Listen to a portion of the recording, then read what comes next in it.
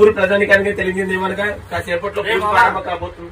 పోయిన సంవత్సరంలో ఈ సంవత్సరం కూడా సెంటర్ లో ఉన్న పెద్ద మండపం దగ్గరికి భక్తులందరూ వెళ్ళిపోతే మన వెనకాల ఉన్న మన పరిస్థితి ఏంటి? ఏం చేయమంటారు చెప్పండి. ఇప్పుడు ఏం చేద్దాం? ఊరు ప్రజానికానికి తెలియజేది ఏమనగా ఏ ఊరు? పల్లెటూరు సిద్ధి వినాయక కమిటీ సభ్యులు మాట్లాడుతున్నాం. కావున ఈ రోజు మా దర్శనం బొమ్మ దర్శనం చేసుకున్న వాళ్ళందరికీ 4 రకాల ప్రసాదాలు లభించును. అలాగే ఎన్నిసార్లు అయితే అన్నిసార్లు పెడతాం. అలాగే మీరు కొట్టిన కొబ్బరికాయలు, కొబ్బరి చెప్పులు అవన్నీ మీకే తిరిగి ఇచ్చేస్తాం. వాటిని ఇంటికి పట్టుకెళ్లి పచ్చడి చేసుకుంటారు, చట్నీ చేసుకుంటారు, అది మీ ఇష్టం. దాని తర్వాత ఇప్పుడు వచ్చి దర్శనం చేసుకున్న వాళ్ళందరికీ టోకెన్లు రాయబడను.